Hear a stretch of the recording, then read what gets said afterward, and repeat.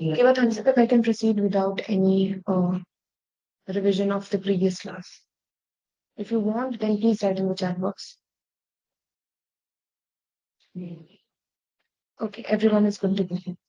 Okay, then we'll start with multiple linear regressions implementation today. So for that, I am going to work on a data set. Just give me some time, I'll drop the data set. Otherwise, you can please revisit the link.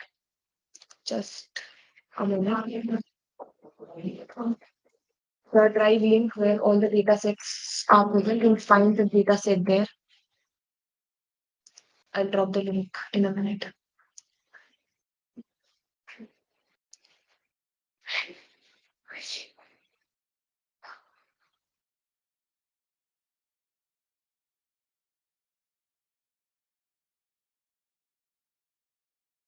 So sure, with the link. If you can find a data set with the name of student, feel free to visit and code along with it. Okay, so let's start by importing the necessary libraries. We are going to import Pandas. We will also import matplotlib.pyplot as PLT from Scikit-Learn dot model selection. We will import in test split and uh, you guys can also like import the functions for scaling as well. But for now, we will simply see the implementation of linear regression. So I'm importing linear regression only. Sklearn dot linear model import linear regression. All right. We can also import C1, and I guess this would be enough. Okay, so these are the libraries that I require. I'll require train test split function to split my data into training and testing part. I'll require linear regression to implement multiple linear regression. So if you want to implement simple or multiple linear regression, for both of them, the function is C. There is no separate function for the implementation of multiple linear regression. Now let's import the data set. So we are going to import a data set that has name student dot okay. So here is the data set that we have. Let me just store it inside a variable and I just demonstrate what the data set includes. So the data, it includes marks of maths, statistics, and physics. Okay, so for now we have 3 columns. And what we are going to do, we are going to implement multiple linear regression. So here I'm going to consider math and statistics mark as my X or the independent features and physics column as my dependent or the target variable. So with the help of math and stats marks, I'm going to predict what are the marks for physics and for any student. Okay. Now before we start, I want to mention a few things. So firstly, before doing any kind of creating any kind of machine learning model, you ought to check what are the null values present inside your data frame. So here there are no null values, so I can go along with other ecosystem types. The shape of my data set, it is 1000 cross 3, which means there are 1000 rows and 3 columns. If you look at the mark of these various subjects, math, stats, and physics, most of the marks they lie within some range. Like I guess each and every mark it is from 0 to 100 range. So the data it is like almost already scaled. But if when you like perform linear regression, you like implement any kind of model, if the accuracy is not according to what you expect, then you can like scale your data. So in any demonstration that I'm going to do here, we will be focusing majorly on the implementation of the algorithm, whereas all the data pre-processing tasks, I'll leave you to you guys. So I want you to understand that these steps are necessary. It doesn't mean that I'm not doing these steps. You don't have to do them as well. Without the model won't be accurate, and you'll be working on very huge amount of data which would contain lots of inconsistency. So it is always advised to carry out all of these steps before you make the actual model. All right. Now we are going to plot the data and we'll understand it with the help of a visualization. So I'm importing plotly in my deck. We have already discussed about what plotly is. It is a data visualization library which is very advanced and it allows me to plot 3D figures. So from plotly, I'll be getting scatter plot 3D. And I'm going to add the marks of various objects. So on one axis, I'll give the marks for map. The other statistics. And on the third axis, I'll provide physics. Let's wait for some time for this plot to visualize.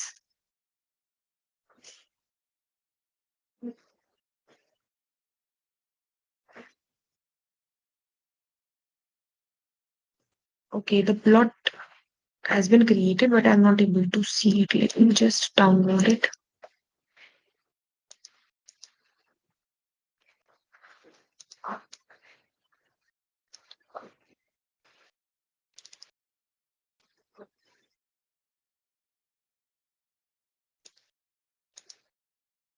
Okay, we are not able to visualize the plot. Okay, no worries. Sometimes due to network issues, since Plotly is a very high-level visualization library, the graphs will show on your screen. So it's better that we use another library. So I'll be using uh, Matplotlib to plot the graph. So firstly, you can start by defining a figure container with a fixed size of your class. And let's give it 10 plot 7. Just a moment.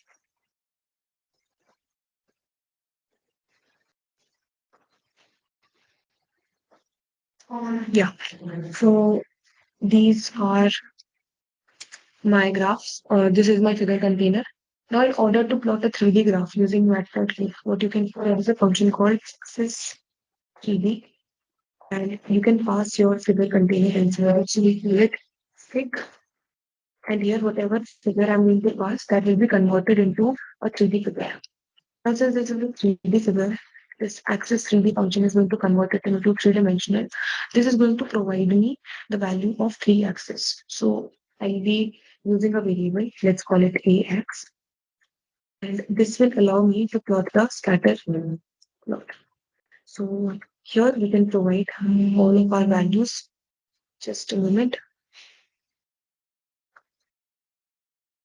So we have math, statistics, and physics. Let's also give a color if you want. And you can give a label as well. So since these are the original values, or better to say actual values. So I'm giving a label. Once this is done, we are going to set the label as well. Let's set the label on the axis.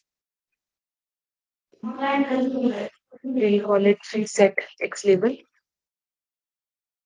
On x-axis, let's plot math. And similarly, we'll also provide the data for physics. And for stats, let's use stats here. Yeah, physics on that axis. Okay. Now this label that you have plotted, if you want it to be seen in your graph, you need to add another function that is negate.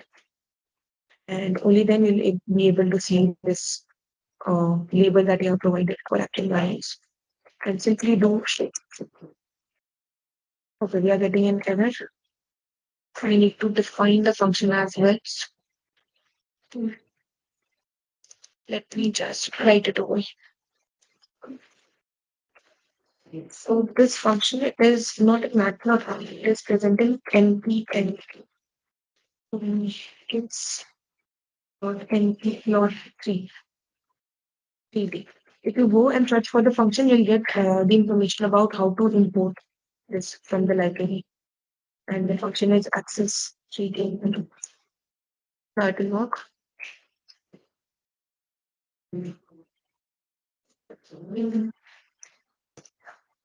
Just a moment.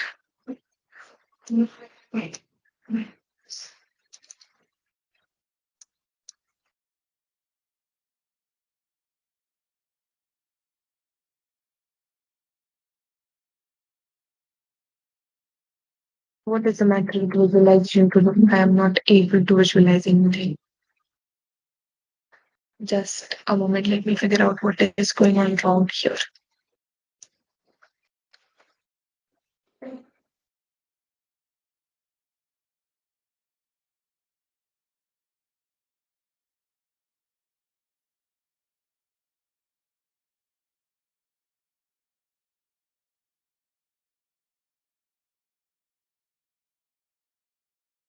The text label is set. Wow. Same thing. Okay.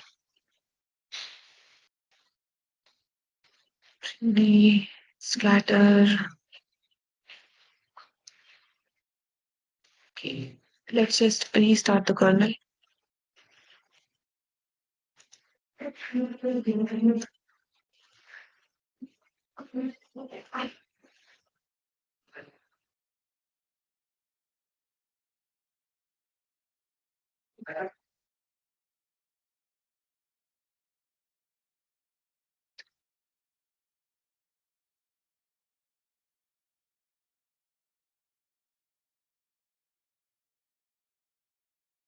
Okay, so due to some reasons, Matplotlib here is using some backend module, due to which I'm not able to see the figure here. Let's use another technique.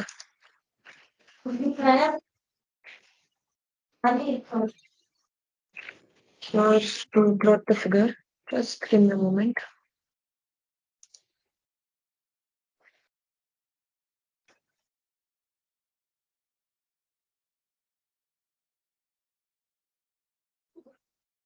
We can firstly divide our data into X and Y. So we have data frame, and we will be dropping physics because this is our target we use. The target column is going to be the physics column. So this is X, which includes maths and statistics, and this is Y, which includes physics marks. That's plotted directly now. So PIP dot scatter X and Y. Let's show that this is going to show.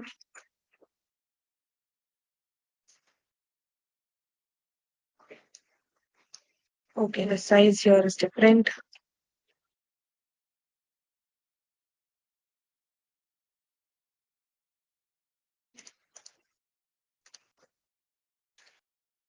All right. For now, we can leave plotting because the data is three-dimensional and plotly is not working for me. So we'll figure out plotting later. Is that fine for you guys? I'm not able to plot the graph with matplotlib and the 3D functions are not working for it. Okay, so we are going to start, but we'll start with making the model, but you'll find you guys can try plotting the graph and later you'll find that there is some kind of relationship, linear relationship between math, statistics and physics. So physics, it is like linearly dependent upon maths and statistics. Okay, so for now I'm it and we'll simply go to the main test split part. So let's get the values for extreme x test for the main my test.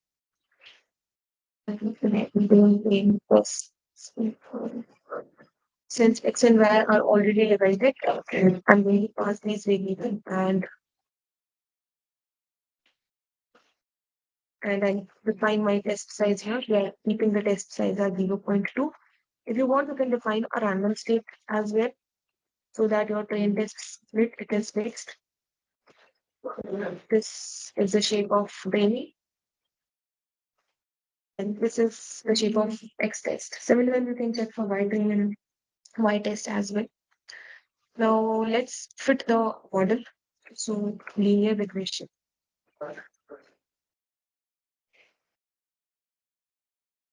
And this is the object and your fit. And we are going to fit it on street and white. This is your fitting model. Here you can use it and predict the values. So I'm using the predict function and predicting only. So I can pass X test, and these are the values for y predict, just like we got tomorrow. So what are these y predict? These y predict are the values for the values for yeah, Mothwaj X label was set 2 times, but I rectified it. I changed it X label, Y label, Z label. Still the figure is not showing. There is something wrong with my matplotlib library. I'll install it again and I'll show the visualization as well. Yeah, so I was telling about the predicted values. So Y predicted here is the value that is predicted for X test, which means for each value of math and statistics mark in X test, we now have the marks for physics. If you want, just like yesterday, you can transform it into a data frame and you can check. So Y predict and Y test. And I'm going to define it as a dictionary so that it can be easily transformed. So these are predicted and these are actually.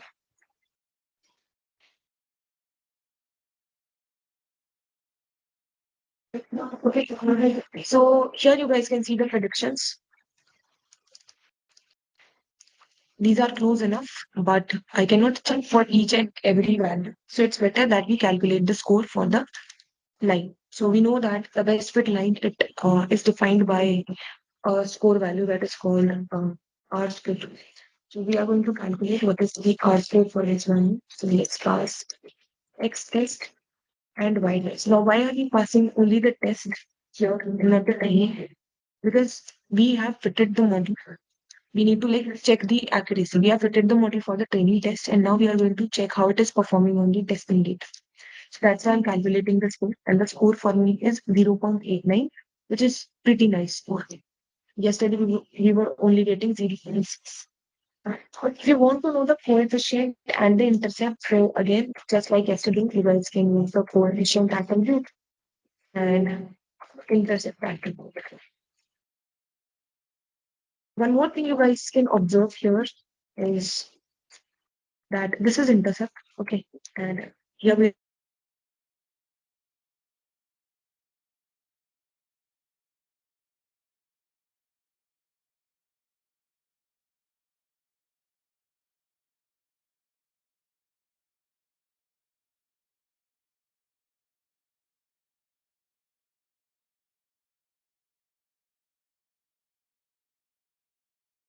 I guess there are some network issues from my end. Okay, so I was telling that we are getting two values for coefficient, and this is because we have two independent variables in this case. We have maths and we have stats. So how whatever is the number of your independent variables, that many coefficients will be getting. Is the part about coefficient and intercept clear to you?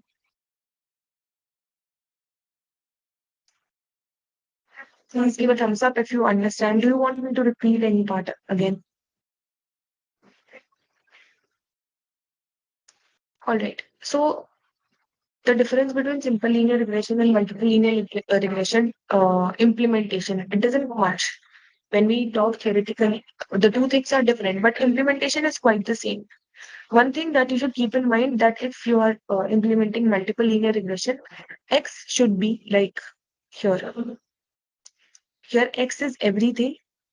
Just we have dropped the physics column. So maths and statistics, we have like two variables which are independent features in this case. And this is the target variable. So there is only one difference that independent features, they are more than one and multiple integration. Another thing over here is that if you want to maximum this accuracy, okay, first of all, this is R score and it is telling you the how good is your best fit line. This is not accuracy of the model. In one way, we can call it, since if the line best fit lines values, we are getting it close to 1. So we know that the prediction is made correct. But this score does not tell you the accuracy of the model itself. For that, we have other functions like root mean square error, etc. And we are going to learn about them later at a later stage, because right now we are just focusing on implementation. We have no clue about how to improvise the model. So there are some performance evaluation metrics which will allow you to check what is the accuracy of your score and what is the loss, not the score, model, and what is the loss of your model. Okay, last thing of here is that you can see this linear regression function. And if you get to the docstring, you'll find that we have some values over here. The linear regression function, it does not take much parameters. We have fit intercept, copy x, n jobs, positive. Not each and every one of these parameters is important enough. But coming in the forthcoming sessions, we are going to have a look at the various functions for implementing machine learning algorithms. All of these functions, they have some parameters whose value you can provide from your side. Okay. And there is not hard and fast rule what should be the value for a particular data. You just play with these values and you see if your accuracy is improving, you stick with the values, otherwise you change them. All right. Please give a thumbs up if you understand the crux. I would have plotted the predicted versus actual data also, but since the matplotlib is not working currently, so you guys can do one thing, that at last you can plot actual versus predicted. And here as well, at the beginning of the notebook, you can plot for the original data. That is, you can plot a scatter plot for math statistics. All right, so this was all with multiple linear regression. We'll take a 2-minute break, and after that, we will talk about what logistic linear regression is. All right.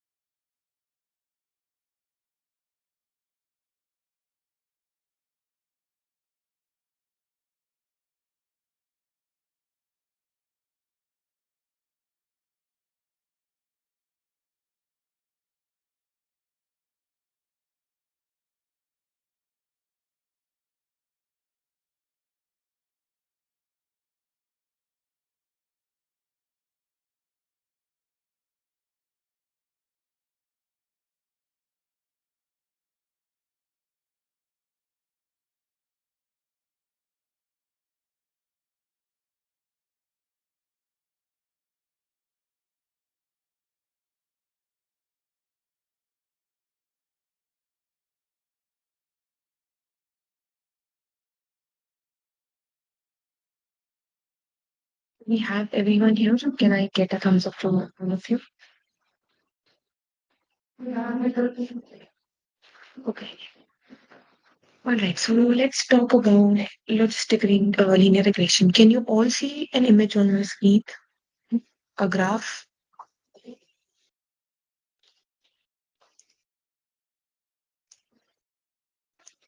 Okay.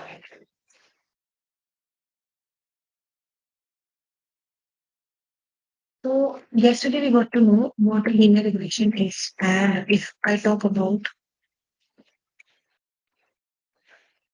just a minute. Yeah. If I talk about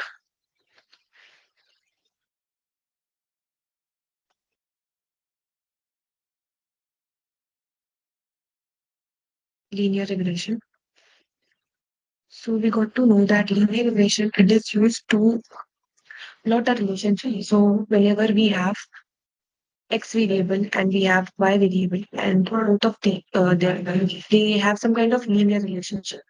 So I can create a linear regression model for x. I can predict y, right? Now, this linear regression model, it fits the best fit line to the data. This particular line's equation is y equals to mx plus c, which is that of a straight line. Uh, and this equation, it can be fancily written as y equals to alpha x plus beta. So this is the equation of simple linear regression. Now, the main idea behind linear regression was that if the target variable, now apart from this relation that x and y, they are linearly related, the target variable, it should be of continuous nature. Okay. What do we mean by continuous nature? Basically, if it is a numerical value, if it is a float value, then we can do what? We can use linear regression to basically plot the relationship between x and y and predict y for each x. Now, why is there a need to study this algorithm? So this particular graph, this one here, it belongs to logistic regression. We will talk about this graph in a moment. But why is there a need to study about logistic regression? Can you guys think of a point where linear regression will lack? From whatever understanding you have developed until now, where do you think linear regression will lack?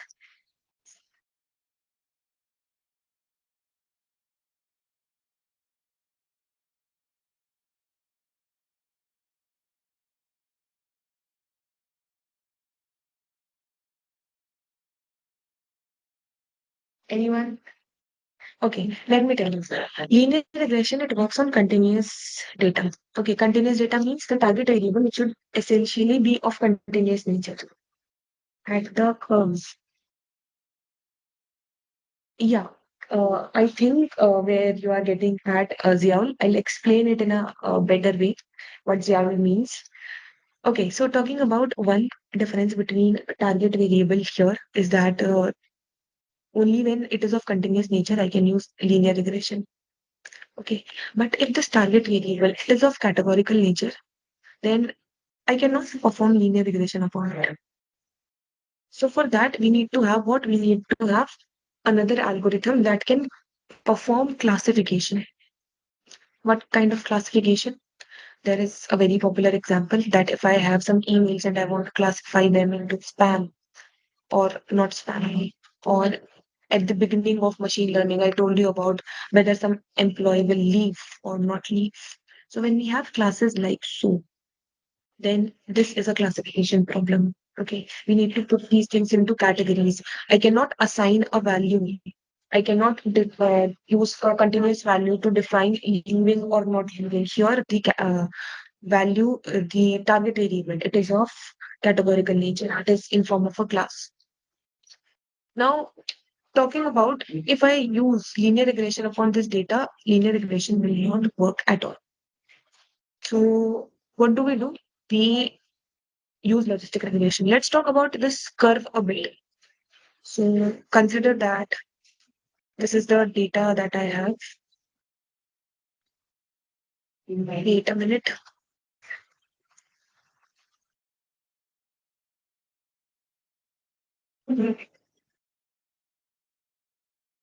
Okay, I am trying to draw a straight line here.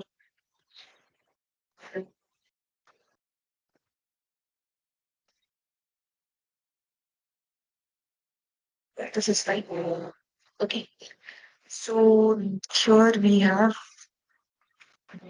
some data points. Okay, so let's assume these are the data points that we have.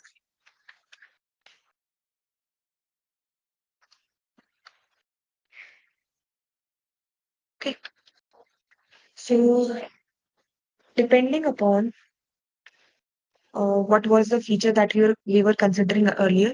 So we were considering someone's age and we were also considering salary. But let's say we are going to look at someone's age and we are going to predict whether they will leave the company or not leave the company. We also had salary, but for now we'll be considering just age since 2D plotting is quite easy. So here, let's say this is the graph and this is the data that shows that someone will leave and this is the data that shows that someone will not leave. Okay, so this is the class for not leaving, this is the class for leaving. Zero and one. Now, what is the problem that is going to arise with regression line? I can like fit a regression line here. Okay, but if like my data, if the data changes such that let's draw another graph here, a small graph.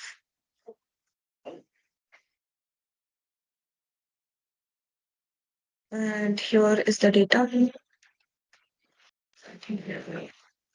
So currently we have some outliers here. Let's say a data is also present. Like we might have some outliers to the extreme right as well. And again, we try to like fit the data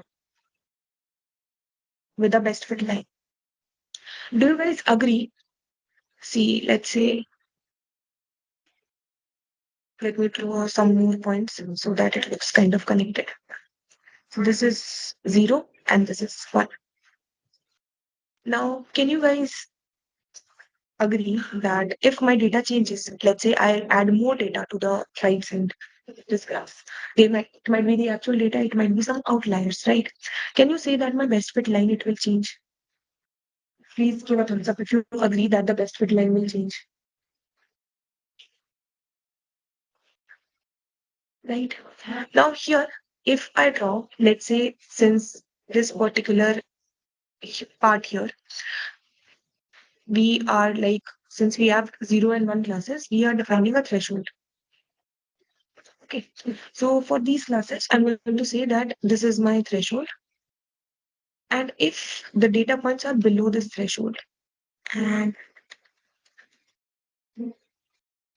basically, if they are in the bottom left corner, I'm going to say that this is the leave class. And if they are in the top right corner, I'm going to say that this is the not leave class. Right?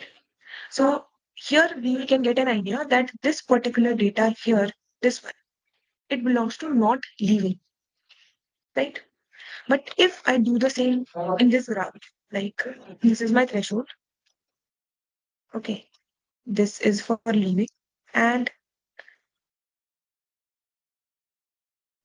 now this data, it is okay. Okay, these people will leave. But you can see that some of the data, like this data, which was earlier in the category of not leaving, it is basically it is not in the same category since the best fit line it has shifted. Okay, this data, it is now somewhat looking like an outlier. Can you guys spot this? Can you agree to this difference? Some of the data says the best fit line has shifted. That data, it is not coming in the right quadrant and it is not part of the classification or the group 1. Yeah, please give a thumbs up if you understand. Okay, so this is the issue with fitting a regression line upon a data which is in groups or which is in classes. So there could be one variation that we would do to this data. Okay, so we have this graph over here. these are my data points. Again, we have like data points over here. So instead of fitting a regression line, what do? We fit a curve upon this data. Like so, okay, this is not a nice curve. It would somewhat look like this. Basically an S-shaped curve. Okay, so this is the curve that I am going to use, which will classify my data in a much clearer manner. I'll show you some more reference images of the curve. Just give me a moment. Yeah, here we have a nice image. Yeah, so you can see this image right here. So this is the S-shaped curve that we have fitted to the data. Okay, this is a data that is between someone who is considering the tutorial helpful or not and the tutorial score. Okay, and we have two classes, no class and the yes class. Okay, do you guys understand why we are using logistic regression and why we are not using linear regression for the same? Now, if I have to like write a few of the points about logistic regression. So logistic regression is a classification algorithm. It is majorly used for binary classification. What do we mean by binary classification? It means that generally there are two classes, class 0 or 1, yes or no, spam or not spam, just like that. Like we have class 1 and class 0 over here. Second thing, instead of fitting the best fit line to the data, we do what? We fit an S-shaped curve. And this curve, it is also known as sigmoid curve. Now, what is this sigmoid? It is actually helping me to convert the best fit line, okay, the line that I was getting earlier, and it is transforming that line into this S-shaped curve.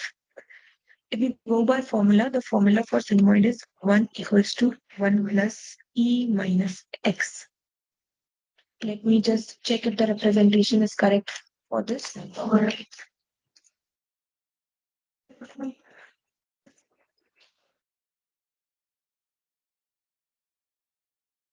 Just a moment.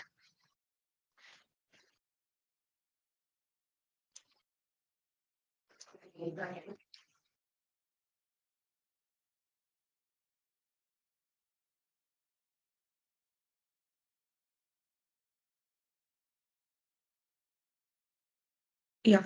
So here, as you all guys can see, we have this formula over here. My screen is buffering. Can you all see this formula right here? Okay.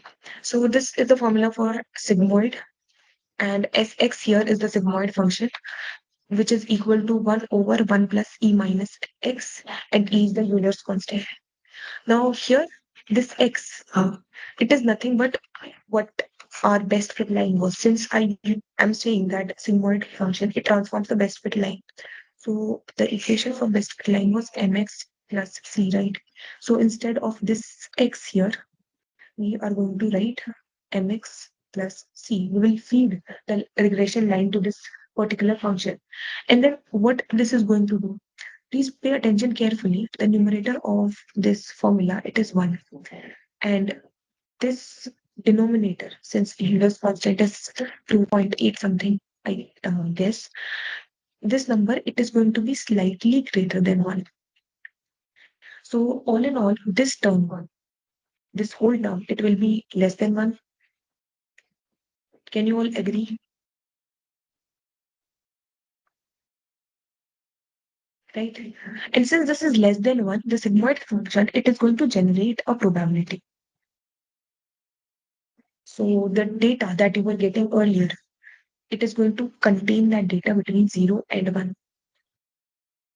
Okay, and that's why we need a threshold here. So generally 0.5 is considered as the threshold value.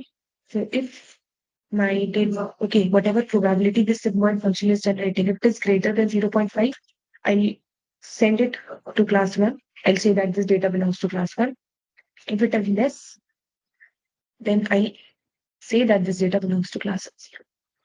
Got it? So this is how classification is happening with the help of logistic regression. And this is called the sigmoidal curve. And this is the sigmoid function. Where it is, yeah, this one. And there is one very frequently asked question that if logistic regression does classification, then why do we call it regression? Why not say that logistic classification? Can you all tell me why? Like I have already told you the answer. Why do we say that this is logistic regression and not logistic classification?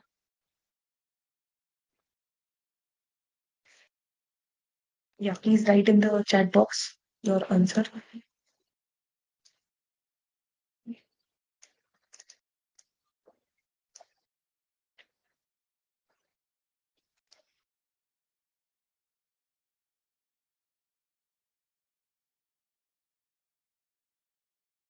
Regression means continuous between x input and y input. Maybe we are trying to make continuous curve for this. Okay, yeah, I'll tell you. So, like if I have age 26, 25, 24, 28, 23. Okay, these are the ages. And for these, I'm predicting whether someone will leave the company or not leave the company. What logistic regression does is that it is not going to like clearly see. Let's say leave is 0 and not leave is +1 in this case. So it is not going to like clearly signify that this is 0, this is 0, this is 1, this is 1, this is 1. Okay. ऐसे एकदम clear cut classification you won't be getting. What it gives, what it rather generates, it is first going to generate a probability. Okay, so let's say this person leaving the company, the chances are 0.4. This one leaving the company, the chances are 0.7, 0.3, 0. Let's say 9, and 0.2. So it generates. These are the probability that logistic regression generates with the help of sigmoid function. And once we get this probability, depending upon our threshold, let's say I'm defining the threshold as 0.5, I'm going to assign them to a class. So 0.4, let's say this person will, and I'm defining threshold that if it is less than 0.5, they will not leave. And if it is greater than 0.5, they will leave. Okay, so this is not leave is signified by 1. Let me replace it with 1. They will leave the company, so 0, not leave, leave, and not leave. Okay, so all in all, the logistic regression function is giving a continuous value. Just a moment. And what this continuous value is? It is some kind of probability. And later, depending upon your threshold, you are converting it into classes. Got it? And that's why it is called logistic regression and not logistic classification. Is the difference clear? Now, if someone is going to ask you why not call it logistic classification, you'll be able to answer, right? Okay, so it is not giving the classes straight away. It first gives you the probability and then the threshold. Okay. All right, let's take a moment and we'll be looking at the implementation of logistic regression in a minute. So just a minute break and we'll see how to implement it.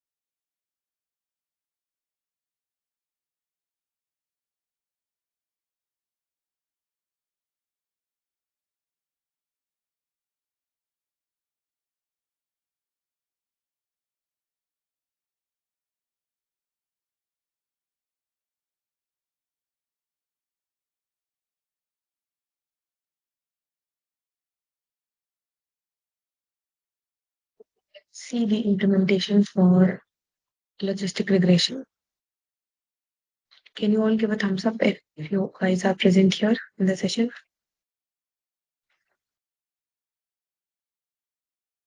All right. So let's start, and we are going to import a data set from Scikit-Learn.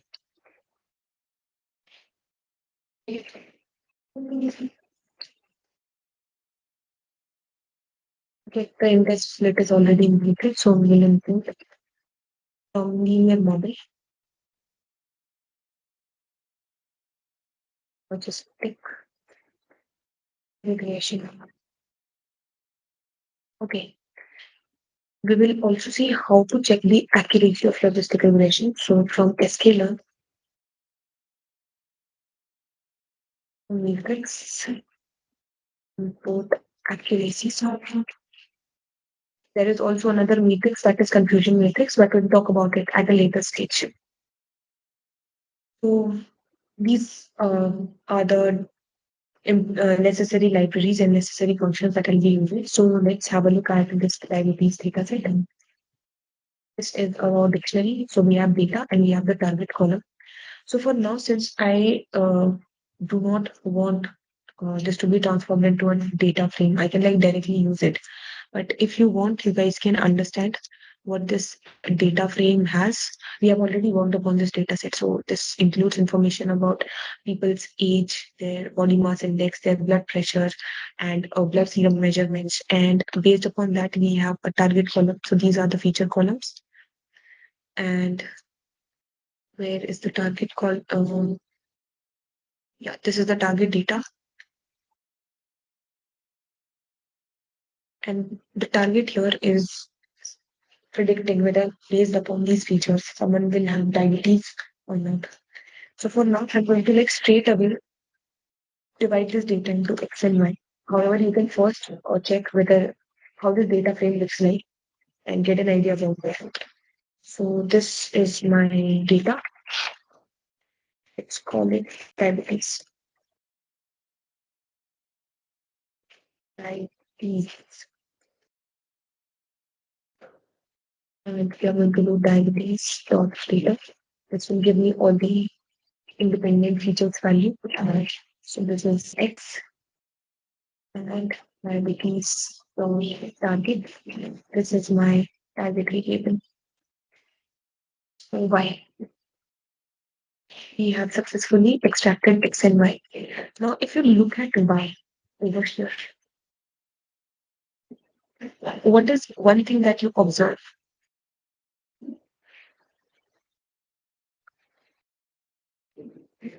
This data that is Y here, it is of like numerical nature.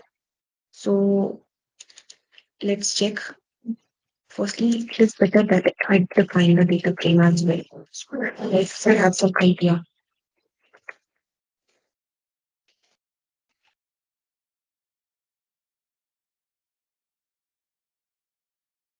So this is the data. And let's add target as well.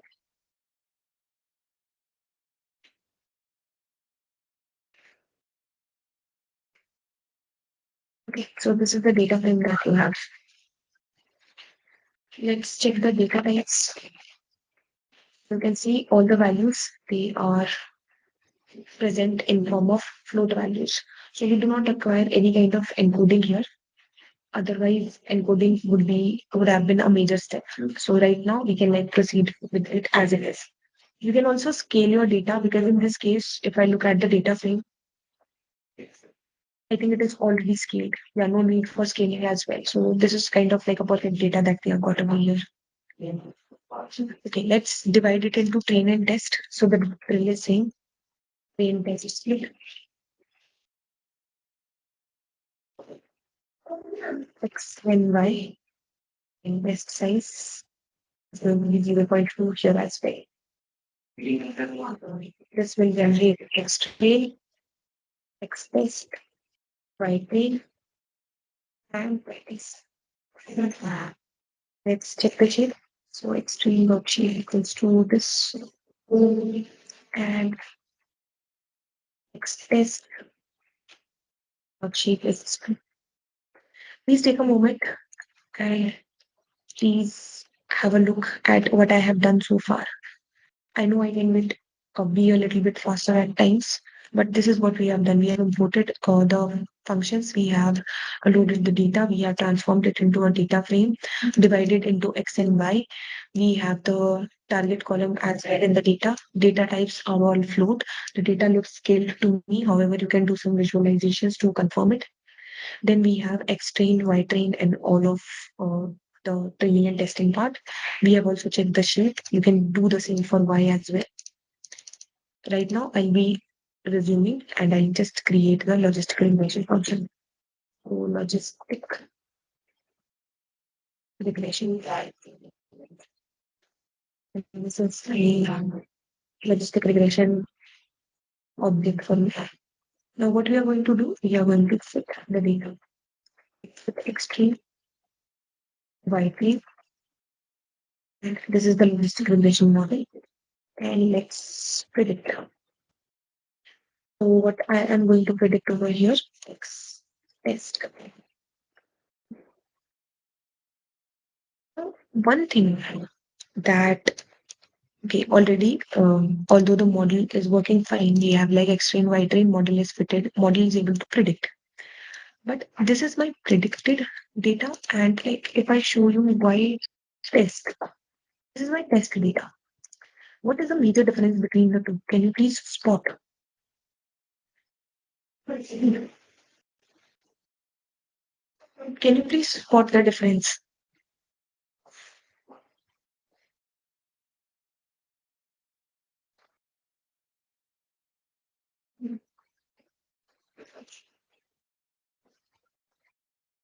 You can see earlier I only checked one thing, 200 multiple times. Yeah. So 200 is multiple time here because this is a classification model and it is assigning classes to your data. So based upon X and Y, it is providing a class that Y belongs to this class, which is correct. Logistic regression should do that only. But there is something wrong with my data. I only checked one thing, that the data should be numerical, because if it was not numerical, if it was basically categorical, I would have to encode it. But I did not check that Y variable, that is my target variable.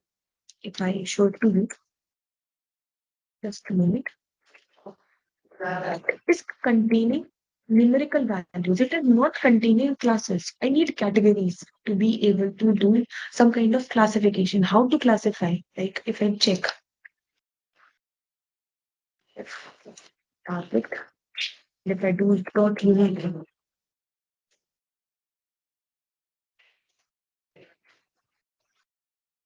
what was my column? Let me just check what is the column name that I gave. So tf dot target.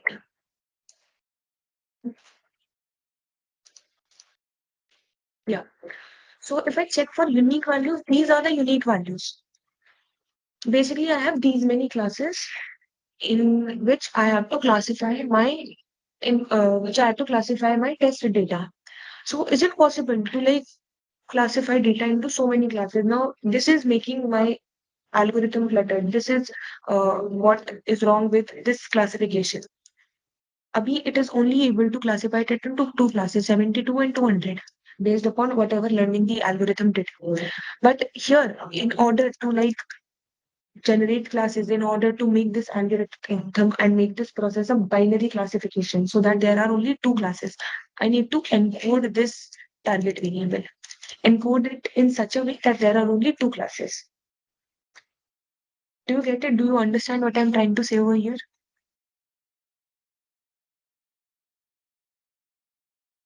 Okay, so since logistic regression, it is binary classification, so we need to have two classes over here. Let's see where we can make the change here. Right here. Firstly, I am going to observe what is the range of this target column. So let me get the min value. and the max value. So the range it lies between 25 to 346. Let's say whatever is the middle value, okay, whatever is the median of this data, I am going to use that particular value as the threshold. And if this target value it is above it, we will call it class 1. If it is below that, we will call it class 0. It would be fair, right? So I'm using median, which is going to be the middle value for this data. And if the value is greater than median at any place, we'll call it class 1. Otherwise, like data, you can just try to put if data is greater than median, we'll call it class 1. Otherwise, it will be class 3. That will be all right for me, right? Give a thumbs up if you agree.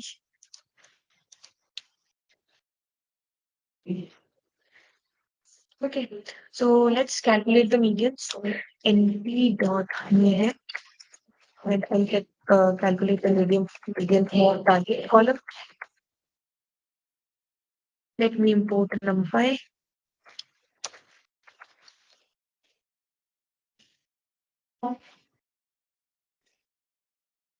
Okay, so 100 on 40.5 is the median for this data. And now here we are going to put a condition. So here the condition is if y is greater than np dot ad.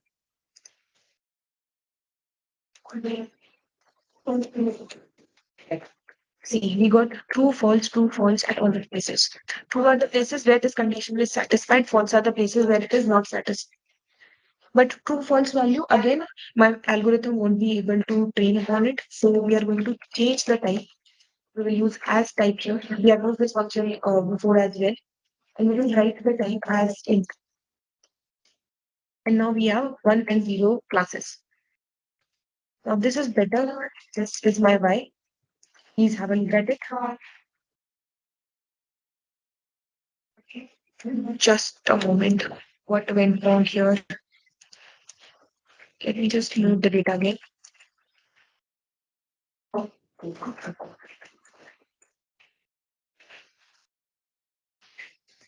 Yeah. The condition it was again checked, and because of that, we got 0 everywhere. So you can see this is my y column right now. You can again append it inside the data frame if you want. So here, let's do that. And now we can check our data frame. At the end, you can see that the target column it is now inputted. Let's train test split again. This is the data. And now you can see that now the predictions, they are not favoring any particular kind of value, such as earlier it was 272 from this data. Right now, since we had only 2 classes, the classification, it is working properly. All right, please give a thumbs up if you guys understand. So this is why predict. And again, you can plot your actual versus predicted value. So PD dot data update. And we have 12, which is brightest, predicted, that is quite plain. Okay, so this is a straight away comparison between my 2 values. The comparison looks even better when you plot it. So you guys can add one extra step over here. Let's check the accuracy for this particular model. So accuracy score. And in order to check the accuracy, since accuracy then is the difference between y test and y predicted. How correct or how wrong the predictions are. So we pass here y test and y predicted. And for this model, I got an accuracy of 71.9%. Okay. Now, looking at this data frame, you might feel that what if I can calculate all the places where the values it was correctly predicted, and if I can get all the places where the predictions they were made wrong, so it would help me to improve my model, right? So for that, there is a matrix that is called confusion matrix. We will talk about it just like for linear regression, we have mean square error and root mean square error. For logistic regression, we have confusion matrix. And it is a performance evaluation matrix. So we will talk about it in the forthcoming sessions. Okay, so this was simple logistic regression. You can also go to its docstring and you can check that it has comparatively more parameters than linear regression. So one thing that you guys can do in your free time, you can for this same data only, you guys can provide some value of these parameters and you can see if the accuracy improves or not. It will definitely improve. Other thing that you can do at this stage to improve the accuracy is that you can, where is the train test split part? Yeah, you can select a different train test split. So like if I do it over here, you can see the accuracy has improved. It is 74.1% now. Earlier it was what? It was 71.3. So for different data, the accuracy may also increase. And this is how the model learns. All right. Please give a thumbs up if you understand what logistic regression is, what is the difference between linear and logistic regression, and how to implement it.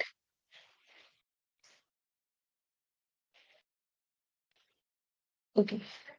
Thank you for being so patient. With this, we are going to end today's session. And if you guys have any doubt, feel free to ask.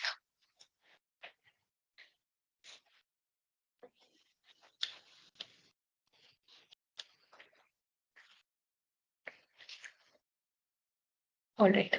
So we'll end the session. Before letting you guys go, I'll recommend you that whatever function I'm teaching or whatever library that we are working on, you guys can check its official documentation. It is a very good practice to go through the documentation whenever you are working on a library. It will tell you so many things. There are some functions which get updated every now and then, so you can get informed about them as well. And all the like sample examples, everything will be available so that you can easily use those functions. Okay, so you guys can leave the session now. Thanks for attending. We need to go.